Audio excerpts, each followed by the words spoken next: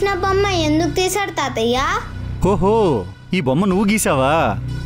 ఇంతకీ ఇది ఎవరమ్మా? ఎవరినో చూసి గీసేటంత పెద్ద ఆర్టిస్ట్ కాదు కదన్నయ్య. దాని గురించి పట్టించుకుంటావేంటి? నువ్వు ఆగు భాగ్యం, మోక్షం చెప్పనే. చెప్పమ్మా, ఇది ఎవరి బొమ్మ? సరిగ్గా చూడు తాతయ్య, ఆ కళ్ళు ఎవరి కళ్ళులా ఉన్నాయి?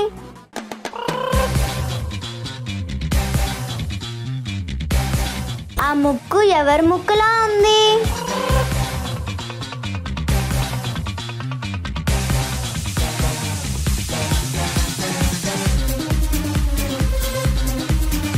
ఆ చింపిరి జుట్టు ఎవరి జుట్టులా ఉంది?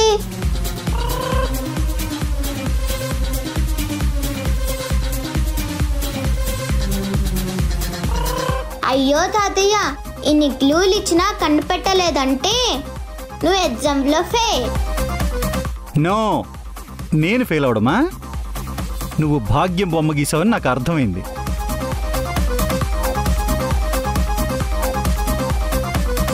కానీ ఇంటి దొంగని ఎందుకు రాసావు నాకు అది అర్థం కావట్లేదు. ఎందుకు రాసావు?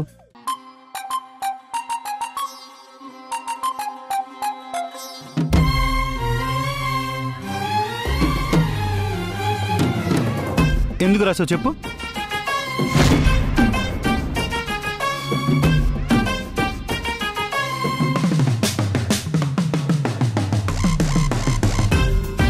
నేను ముందు ఇంటి దొంగ అని టైటిల్ పెట్టాను తాతయ్య. తర్వాత బొమ్మ గీస్తే నాకు తెలియకుండానే భాగ్యం నాయనమ్మ పోలికలు వచ్చాయి. దానికి నేనేం చేయను?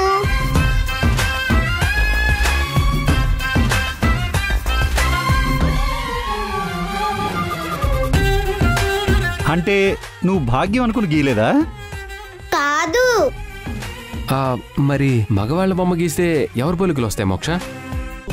ఇంకెవరివి? మీవే వస్తాయి మామయ్య.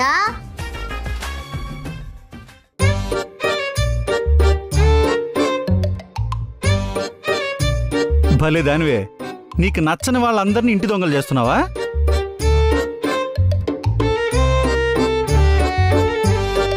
కృషి, ఇంకేం దొరకవు గానీ పద.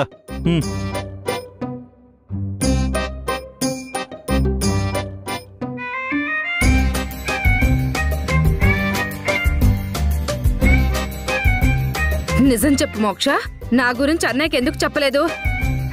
చెప్పేస్తే ఏముంది నానమ్మ, నిన్ను తిట్టి బయటికి గెంటేస్తారు. అందులో మజా ఏముంది? ఇలా నిన్ను కొంచెం కొంచెం టెన్షన్ పెడుతుంటే భలే ఉంటుంది.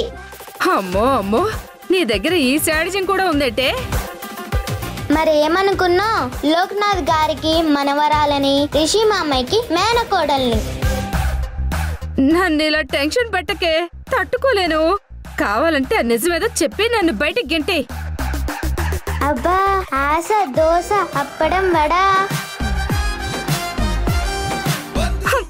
కర్మ కర్మ.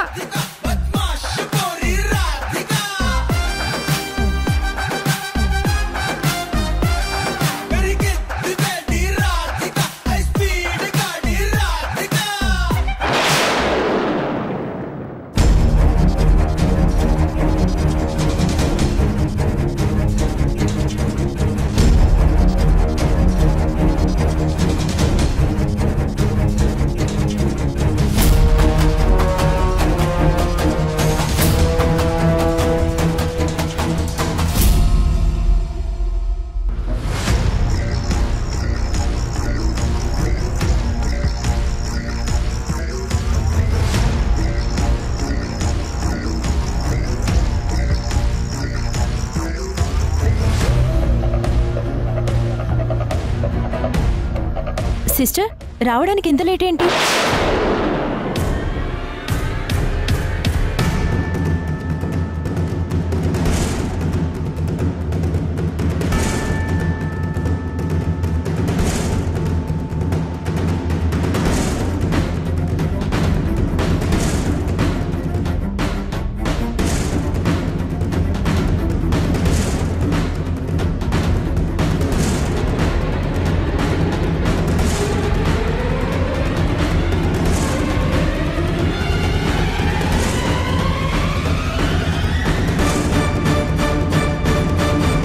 Sorry sir.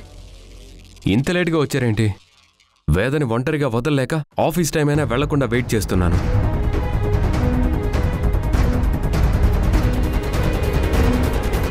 Sorry sir, traffic వల్ల లేట్ అయింది.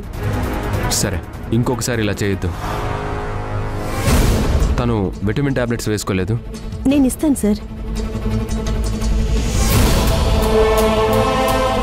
ఇక నువ్వు వెళ్ళు శ్రీ, నర్స్ వచ్చింది కదా. సరే, నువ్వు జాగ్రత్త. బాయ్.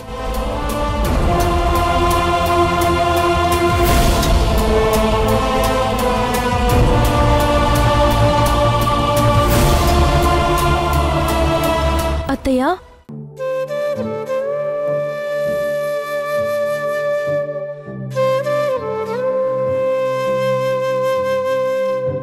Thank you sister. తన దృష్టి మరల్చడం కోసం అలా చేయాల్సి వచ్చింది. అమ్మా, వేద నా కూడలేనమ్మా. మా అబ్బాయికి మేమంటే కోపం. మేము వస్తే ఊరుకోడు, అందుకే ఇలా దాక్కోవాల్సి వచ్చింది. నాకు అర్థమైందండి, అందుకే నేను మీకు హెల్ప్ చేశాను. ఉండండి, టాబ్లెట్స్ తీసుకొస్తాను.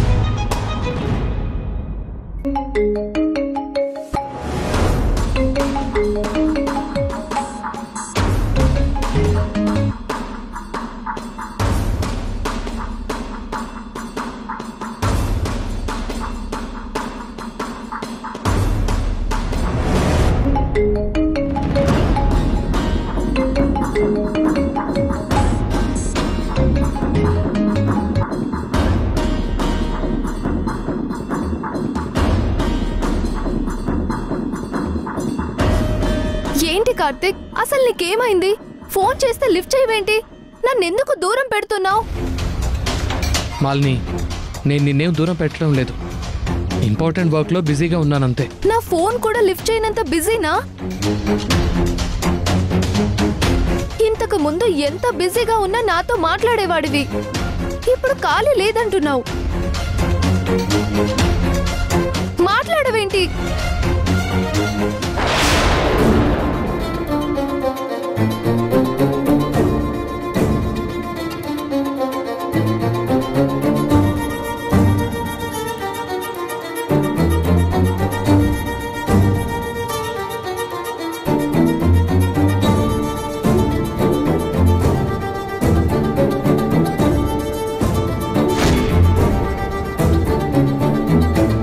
Bengaluru project assignment documents.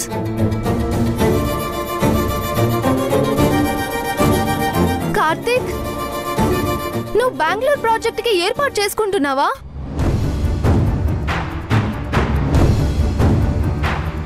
Contract deal cancellation అంటే సరస్వతి టెక్స్టైల్స్ తో కాంట్రాక్ట్ క్యాన్సిల్ చేసుకుంటున్నావా? అదేంటి కార్తిక్, నాతో చెప్పకుండానే పెద్ద పెద్ద నిర్ణయాలు తీసుకుంటున్నావు? నా పని నేను చేసుకుని మాలిని, ప్రతి విషయంలో అడ్డుపడతావెందుకు?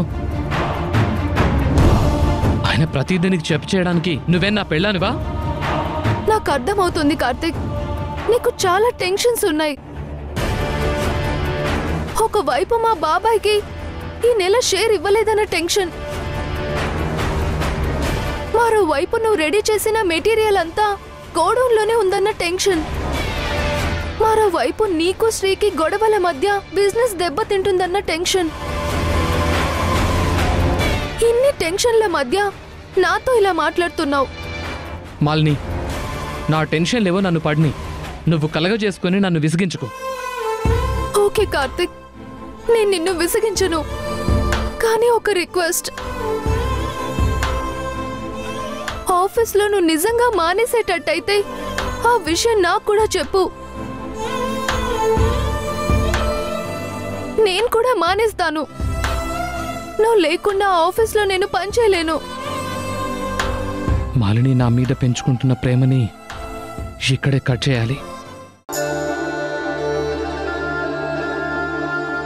మాలిని, నీకేమన్నా పిచ్చి పట్టిందా? రేపో మాపో నువ్వెవరినో పెళ్లి చేసుకుని అతనితో హాయిగా ఉంటావు. నాలాంటి వాడితో నీకెందుకు? అంటే ఏంటి? నేను నీకేం కానా? మన ఇద్దరం ఒకే ఆఫీస్లో పనిచేసే కొలీగ్స్ మాత్రమే.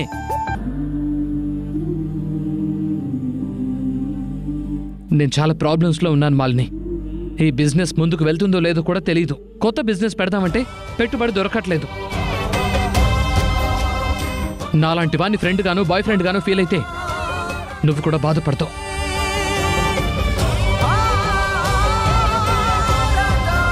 నా గురించి ఆలోచించడం, నా వెంట పడ్డం మానే మాలిని, ప్లీజ్.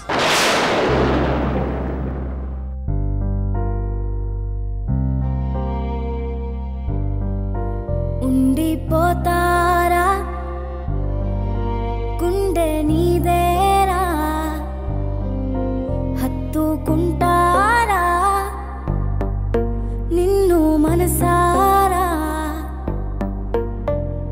కలతై కనులే వెతికేరా నీకై, ఒదిగే తనువే జతలేక తోడై, చుట్టూ నా వెంటే ఎంతో మందున్నా నాను వేలేవని యాతన, కరిగే కన్నీరే పడుతూనే ఉందే అర్థం కాలేని వేదన, చూస్తూ చూస్తూనే మాయగా నువ్వే మారవు శ్వాసగా, మది నిను మరువనని మాటే ఇచ్చనులే, మరువక కడదాకా ఉండరా, మౌనం చేసే గాయం మార్చలేదా సాగే కాలం, నన్నేమన్నా ఏమనుకున్నా నువ్వు లేకుంటే చీకటే, ఉండిపోతారా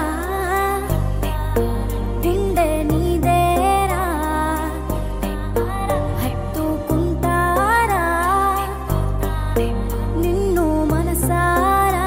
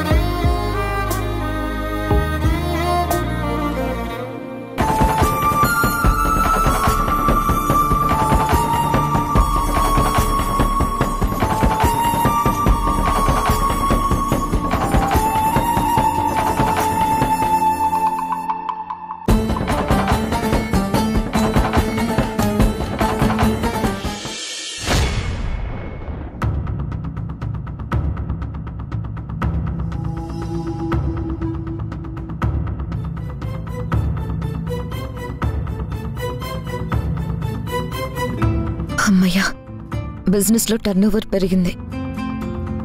ఇప్పుడు అందరి వైపు తలెత్తుకుని చూడగలను.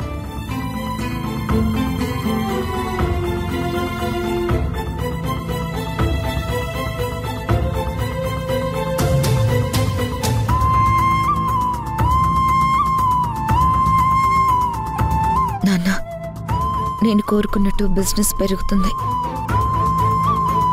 నీ కూతురు గెలవబోతుంది నాన్న.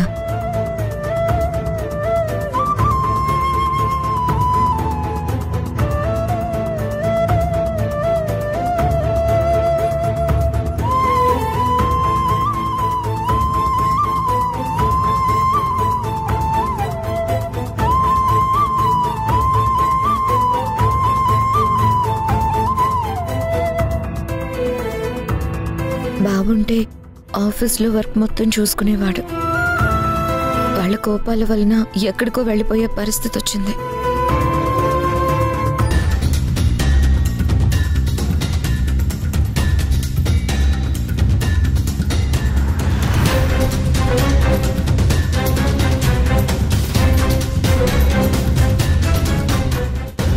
బావా రా, ఇప్పుడే నీ గురించి అనుకుంటున్నాను. నా గురించి అనుకోవడానికి ఏమీ లేదు వీణా. అన్ని రకాలుగా లాస్ అయ్యాను. బావా ఏం మాట్లాడుతున్నావు? వీటి మీద నీ సంతకాలు కావాలి వీణా.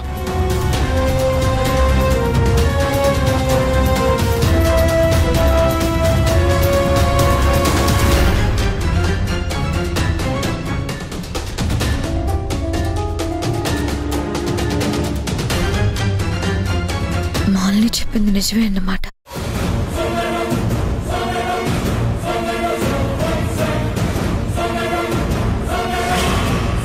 బెంగళూరులో బిజినెస్ చేయడానికనుంది. అవును, ఇక్కడ కాకపోతే ఎక్కడో చోట వెతుక్కోవాలి కదా. ఆ అవసరం నీకేంటి బావా? కొన్ని అవసరాల బట్టి చేయం వీణా, పరిస్థితులు బట్టి చేస్తాం. ఈ పరిస్థితుల్లో ఇక్కడ ఉండలేను.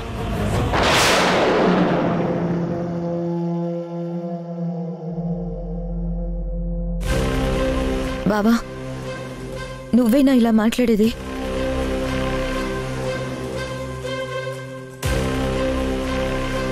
ఏ పరిస్థితినైనా నువ్వు ధైర్యంగా ఫేస్ చేస్తావు కదా, ఇప్పుడెందుకు ఇలా? తప్పదు వీణా. ఇక్కడే ఉండి అయిన వాళ్లతో యుద్ధాలు చేస్తూ బతకడం కంటే వేరే చోటకు వెళ్ళి నా భవిష్యత్తును వెతుక్కోవటం మంచిది అనుకుంటున్నాను.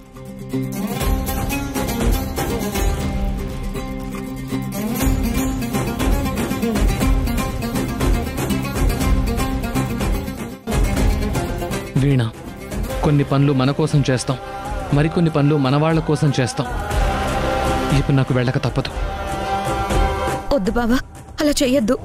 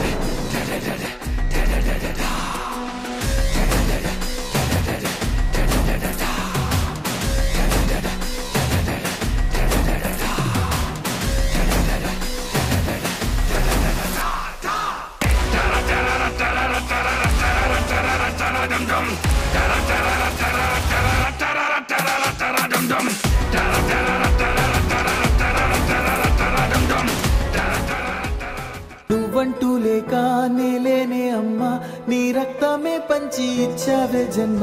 నా నుదుటి పైన తొలి ముద్దు నువ్వే, తొలి ముద్ద నువ్వై నా కడుపు నింపావే. అమ్మా మనసంతా పూసే అమ్మా, నువ్వమ్మ, కన్నీరే తుడిచేటి ఆ చేయి నీదమ్మ. పంచిస్తే పెరిగేటి ప్రేమంటే నువ్వమ్మ, నీ ఊపిరే నాలో ప్రాణంలా ఉందమ్మా. నా నిదురకే నువ్వు ఎలయ్యావు, నా కోసమే కళలెన్నో కన్నావు. ఓ కంచెలా నా కాపలున్నావు, నీ కొంగులో దాచి లోకాన్ని చూపావు.